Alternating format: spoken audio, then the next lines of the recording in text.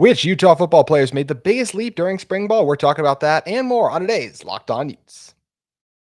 You are Locked On Utes, your daily podcast on the Utah Utes. Part of the Locked On Podcast Network. Your team every day.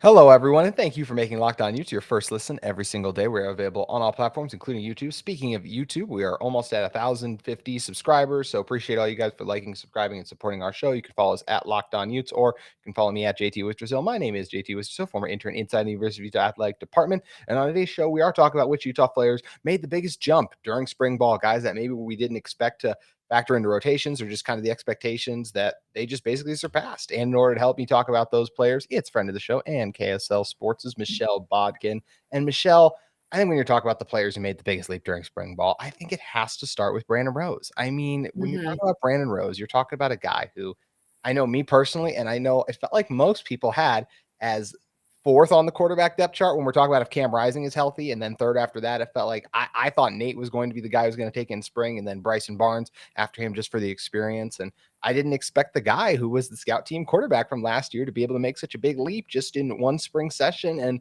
that's what he was able to do. So all the credit in the world to Brandon. In the media availabilities that we got to watch those final 20 minutes, he always looked like the best quarterback. He performed like the best quarterback in the spring game as well. And if the season were to start tomorrow and because Cam wouldn't be able to go in that case scenario, he would be the guy, which I still can't believe I'm saying that sentence. And it's a huge credit to him and his work ethic that he stepped up and made the plays to, at the moment, secure his spot as the backup quarterback on this Utah football team. Yeah, I think it's important to note Whit has said that this is not over. Yes. But if it were to be decided today, right here, right now, we had to play tomorrow, Brandon Rose is the guy. And to, as you mentioned, to his credit, he took advantage of every opportunity. Nate Johnson was a little bit banged up. That gave him a bit of an advantage, and he really kind of took it and shined. So I think that's a positive development. And then, of course, as we kind of turn our eyes to fall camp, if Nate Johnson happens, to play catch up through the summer and comes ready to roll in fall camp and really gives Brandon a run for his money, I think you have to feel pretty good as a Utah fan that you have some decent backup options, even with Bryson Barnes, maybe getting sidelined a little bit because of trying to figure out what they have in the two younger guys. But you feel good knowing what you have in Bryson Barnes. He's a tried and true kind of guy. And then, anything that comes from the younger guys, I feel like is just a bonus. And again, just makes you feel a little bit more secure that you might be able to get this done this year. Absolutely. So like we said, all the credit in the world to Brandon. It felt like he was the guy who really raised the most. Michelle, who would be your pick then after Brandon for a guy who you felt like really made a huge leap during spring ball? Well, I think we need to go to the defensive side of the ball. There was a defensive equivalent that I felt like kept coming up, and that's Justin Medlock in the linebacker room. I feel like Justin is kind of the Brandon Rose of the defense, a guy that I think people were excited about. I think showed a lot of potential in his high school tape, got a little bit buried on the depth chart last year. Was maybe drinking from a fire hose, which is understandable. Freshman, it's not everybody is a Lander Barton that just comes in ready to roll. That's a very unique trait, being that young and being able to do that. But to Justin's credit, he also stuck with it. He didn't get discouraged, that some guys passed him up. And he really showed out this spring camp. Had a couple of nice interceptions, takeaways, fumble recoveries, the reports were constantly, he's been a maniac all over the field. He seems to understand, what the assignment is, what we want him to do. And he's where we need him to be. And so I think he's earned, a little spot in the rotation. It's going to be interesting to see what they do with that position group because it is so deep and rich. Yeah, you get a guy in Leavani Damuni who hasn't even set foot on campus yet. Obviously, Lander Corene locked in there too. But last year was really just 3 linebackers for this Utah team. It definitely feels like it's going to be 4 this year when you talk about Damuni and all the things that he's been able to do. Demuniel thinks he'll be able to do. And then you get Medlock as well. And just like you said, how he showed out. I mean, he led the spring game in tackles with 11 every practice, which, all the coaches are always yelling, stay up and everything. So you're not even allowed to hit completely hard. But Medlock was always around the ball, shooting through gaps. The instincts were there. We know the physicality is. I love that you brought up the high school stuff, because that was something that we know the coaches were very high on. Just watching those old videos of Morgan Scally being like, this is a dude who just loves to hit. And, they're really excited to get him up on the hill. And now that he's been there for a little bit, he's one of the guys in the linebacker room. So definitely a huge winner there. From there, I'm going to go with Mikey Matthews. I think Mikey Matthews is a guy you just mentioned like how hard it is from a freshman right away to come in and kind of play early on. And Mikey Matthews was able to do that in a lot of spring ball. We saw him on the field a lot. And then we saw him absolutely explode in the spring game, especially offensively, where he was just lining up everywhere on the outside. And then what you're looking at, what he was able to do out there was really giant receiver. He had 7 catches, 59 yards overall, and it was just fun to watch him be able to go out there and kind of do his thing. And Mikey's a guy who just offers the speed. The very first media availability, Coach Witt was talking about him and how he has like shades, or just could see some Britton Covey basically to him, which is extremely high praise that is very hard to earn in your very first practice. But Mikey is a very high recruit coming into this team, a really explosive receiver, and a guy who I think can contribute right away in the slot. Yeah, Mikey was a pleasant surprise. I'm not sure. I really kind of, hindsight's 2020. Maybe he shouldn't have been such a pleasant surprise, because he really did kind of blow up in the high school postseason stuff that he was doing, showed really well, was incredibly impressive. So he already was showing that he's capable of being one of the best out of, a very superior group of high school players. So that kind of gives maybe some hope that that would translate to the college level as well. And it appears that that's very much the case. It's going to be interesting to see exactly how many reps he gets. I think that's going to depend a lot on what does Utah do in the transfer portal as far as bringing in a few guys, because they did lose a couple of guys. And granted, this was by design. This was not anything that was shocking or surprising. This is what the coaches wanted. In fact, Witt kind of hinted that, this was the plan all along. These were the guys that they kind of wanted, to encourage to go someplace else, because they have people in mind that they want to bring in that they feel like they can help Utah make that next leap. How much Mikey will be in that mix, it's going to be interesting to see. It is going to be really interesting because, like you said, they're definitely looking to bring in other guys there, and it makes sense. Mikey is a true freshman, and look, we saw Lander do really well last year, but it's not always the best thing to bet on true freshmen to shine on the field. So it makes sense that they feel that way and that's the direction they were going to go in. But Michelle, who else are you kind of looking at that really surprised you during spring ball?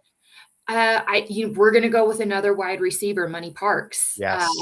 This is a kid that's been on the team for a little while, and he's shown flashes and has gone better, I think, year by year. He had a couple of key plays in 2021. I'm thinking specifically that catch at USC after the bye week dealing with the Aaron Lowe situation. He came out with his hair on fire, kind of fell back again, had his moments again in 2022, had some really, really key plays. That touchdown against USC in the championship game was incredible. He's a guy, I think, with a really high ceiling and has the ability to help Utah stretch the field. It's just been a consistency thing for him. And like I said, I think you've seen year by year progression. Coach Witt did kind of call him out early on in spring and said that they need more consistency out of him. And it looks like he answered the call. Because from there on out, he was kind of another standout that was mentioned. And then he showed really well in that spring game, too. That touchdown pass, was it from Bryson Barnes? Now I don't remember if it was Brandon. Was it Brandon? I was like, I don't remember which team he's on now. But that first touchdown pass was awesome. I mean, that was, literally on the money. Yeah. So he's a guy that I look forward to. I think, there's some real potential there to get something going with him, and the year by year progression that he's shown, I think, is very encouraging. And so hopefully he's poised and set up to have a bigger 2023 year. Yeah, it definitely feels like you mentioned the spring game, 5 for 71 for Money. And look, we know Devon is going to be the number one guy on this team, but I would be shocked if Money Parks wasn't the 2, even with the rumors about some of the talented guys they might be bringing in, especially with just how complicated we've heard this offense is to learn overall. So it's credit to those guys. And speaking of how complicated this offense is to learn, that's going to be my third guy in a moment. I'm amazed at how quickly this one player came into the program and learned the offense. But we're going to touch on him in a second. First, I want to talk to you guys about our friends at FanDuel Sportsbook. Make a fast break to FanDuel during the NBA playoffs because right now new customers can get a no sweat first bet up to $1,000. That's $1,000 back in bonus bets tonight. The first game between the Lakers and Warriors, everyone's going to be betting on that one. So you got a great opportunity to go make some money there. There are tons of other fun playoff matchups going on in the NBA. You can look at a player, see how you think they'll perform well that night, get promotions every day. It's a safe, secure app, and it's super easy to use. Plus, you can get paid instantly. There's no better place to bet on the playoff action than America's #1 sportsbook. Visit FanDuel.com/lockedon and get a no sweat first bet up to $1,000. That's FanDuel.com/lockedon. FanDuel, an official sports betting partner of the NBA. Michelle, the next guy I really want to focus on for just what he's done during spring ball is Spencer Fano. I mean, when you're talking about a guy who's come in and yes, he was a very high recruit for this team, but to already have during the spring ball portion to already be one of the backup offensive linemen is incredible. We've seen some players hit the transfer portal because basically it's like, wow, this guy came in right away and has already passed me on the depth chart. And I've been here for a couple of years. That's one of the challenging things that I feel for those guys, but it's also just like, wow, well, it's just such a credit to Spencer and what he's been able to do. He already looks physically bigger than the last time I remember seeing him on a high school football field back in November. Seems like he's really bought in. He's really committed and added some strength and put himself in a good position. And he looks comfortable out there. He does not look like a freshman out there. He's not getting beat up and thrown around. I often will forget he's out there. And then I'll be like, oh, who are the tackles for Utah? And it's, oh, one of them is Spencer. And he looks absolutely fine. So it's really hard to play in your first year as an offensive lineman. Even look at all the first round picks that just went in the NFL draft. I think most of those guys did not start their first year. But Spencer's the kind of guy I would be shocked if he's not a starter in his second year. I just think when you look at the growth that he's experiencing and has already started to, I just think his stock is only going to continue to climb higher. And I was so impressed with what we saw from him during the spring portion of the season so far. Yeah. Again, kind of another pleasant surprise. Offensive line is not necessarily a spot or a place where you expect a freshman to maybe contribute. And based off of kind of what we've been hearing, it sounds like at the very least he could be in the rotation and he's someone that they maybe feel comfortable with coming in if there's an injury or someone just needs a little bit of a breather or break. So that's huge. I mean, that's huge. That's just such an indication of what a talent he is and that he's a hard worker. Because freshmen, their bodies are just very, very different. Usually, not always, but usually, right. It usually takes a year in the weight room, nutrition, all that kind of stuff to get on board and be ready and prepared for the rigors of college football and the big defensive linemen that you're going to have to go after. And Spencer's kind of already there. So this is going to be another interesting one to kind of sit and watch and see, just how much he contributes as a freshman, again, on the offensive line. That's pretty unique and unusual. Yeah, it is a very unique group overall. And like I said, in Jim Harding, we trust because he's done a great job getting these guys in positions, helping them grow their skills. Those guys have also been able to buy in. We see a guy like Braden Daniels who reaps the benefits of that, ends up getting drafted in the 4th round. So credit to him for that. And Michelle, who's going to be your final guy that you were really impressed by during spring ball? There's a couple of guys I could have gone with. I'm going to go with Miles Battle, though. This is a guy that transferred in from Ole Miss. He never really had to play man coverage. So, there was a deep learning curve there because that's mostly what Utah prefers to play. And from all accounts, it sounds like he picked it up quick. He was asking good questions. He was constantly in Coach Shaw's ear, trying to learn and get on top of things. Again, you're asking a guy to come in and learn a very complicated system within a year. And I think, what we're kind of seeing here is that spring ball for some of these guys absolutely matters. With Mo Diabate last year, where would he have been if he had been able to participate in spring ball because he wasn't hurt? I think those spring reps would have helped him out immensely. He probably would have hit the ground running a little bit quicker. It looked like those first couple of games, he really was kind of drinking from a fire hose until he settled in. So it's going to be interesting to see, it sounds like Miles Battle has really benefited from spring. It'll be interesting to see if that actually plays out on the field and if he hits the ground running a little bit quicker.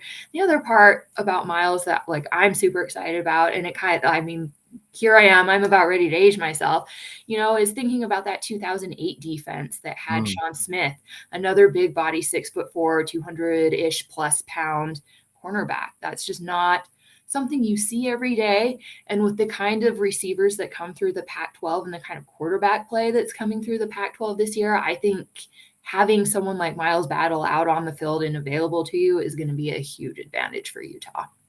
I absolutely agree. And I love that you brought up some of those older defenses, because this is a group that feels like it could be really special this year when you factor in the returning players, some of the additions, and the guys they've gotten and everything. And it is a great opportunity for them. And it's going to be fun to see what they were able to do. So those were our main guys that kind of surprised. Just wanted to throw in couple honorable mentions I had. I mentioned Spencer Fano. I want to go with his brother, Logan Fano, and I could rope Chase Kennedy in there too. Honestly, I could put the entire defensive line in here. I thought there was most of the practices we watched, I felt like the defensive line, especially the one, was winning their battles against the one offensive line. And that includes, I should say, one-on-one, or the first team versus first team. The guys like Logan and Chase Kennedy were second team guys, but when they got some of those opportunities, with the way defensive linemen rotate in and out so much, that those guys were still winning against the first team guys sometimes. And I was really impressed by then. Tavita Fotu is another guy on the interior.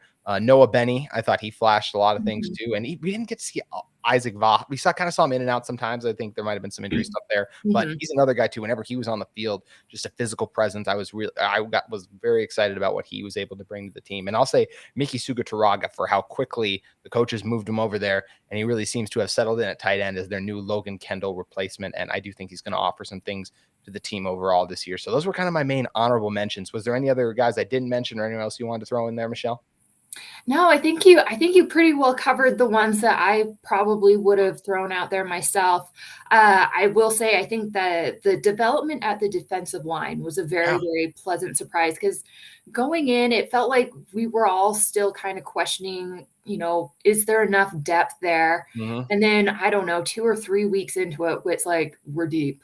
We're deep at defensive line. We're very pleased and very happy, both at the tackle and the defensive end spots. So that's exciting.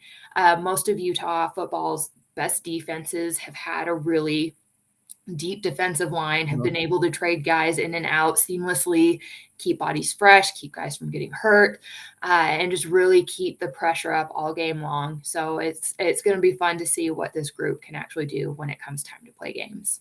It is going to be really fun to see what they can do. And one of the things I love that you brought up was just how this is a group that they were potentially, maybe you mentioned, like they might be looking to add more guys and they feel good about the depth. We know now we are in transfer portal season where you are going to be looking at a couple positions and adding more guys overall. And tomorrow I'll be joined by Ute Zone's Dante Guardi to dive more into the transfer portal stuff. But Michelle, I would love to get your thoughts on where you think what positions the Utes are going to be looking at to add through the transfer portal. Yeah, I think the big ones are really going to be wide receiver and tight end. I think they are going to want to bring in maybe one more tight end and a handful of wide receivers.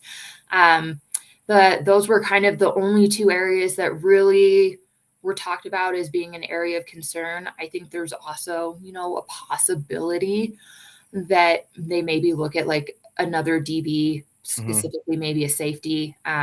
If the right one comes along, I don't think they're going to take just anyone. Actually, in this case, they're not taking just anyone at any of those positions. Utah is really in a place where they have that luxury. And I know that maybe freaks fans out a little bit because they are thin at wide receiver.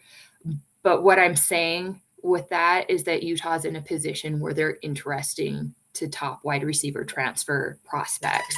And so this isn't going to be, we'll just grab whoever we can take. They can actually take their time, vet, and really try and figure out, who's going to be the best fit and who's really going to help them take that next jump.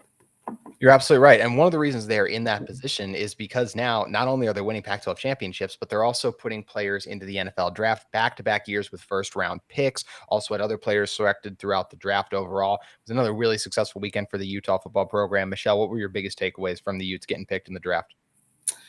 It's just the growth of this program, right? Like, so Dalton Kincaid became the 10th first-round pick that Utah's ever had, going to the Buffalo Bills, which, by the way, such a great fit for him, both on and off the field, I think. So I'm thrilled for him. I'm so happy for him. He's earned it. He's deserved it.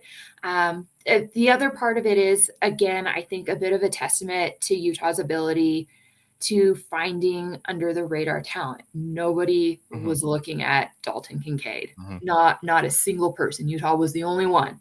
And to see him, make that jump to really buy in and do the work himself, but also having a team like Utah believe in him and being willing to pour into him to get him ready and get him there is huge. And the other first round pick that they had, of course, was Devin Lloyd, and Devin Lloyd's a very similar story to Dalton Kincaid. Nobody was looking at him. So, again, I think this is just a perfect display of Utah is so good at finding talent and developing it and making it first round ready, or just draftable in general. Having guys like Momad Diabate even signing a undrafted free agent deal. I mean, and he signed a really good deal. Yes, for an undrafted free agent, not every undrafted free agent gets that deal. So, and then of course, Braden Daniels is another guy that I think kind of a little under the radar. And I think so much of it's because he's just so quiet and just puts his nose down and does the work, but the film don't lie. And the test results at the combine don't lie. And so you have a guy like him getting taken. And then of course, you always have that like plucky kind of underdog guy that maybe doesn't fit the mold. And this year it was Clark Phillips. Last year it was Bryn Covey. So it's just, again, it's a testament to Utah can find talent anywhere. Utah can develop talent anywhere.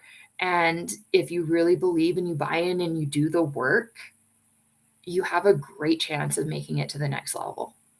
You absolutely do. It's a testament to those guys. It's a testament to the program. It's just one of the other reasons to be really excited about the future of Utah football. And Michelle, if people want more Utah football news, where should they head over to read about it?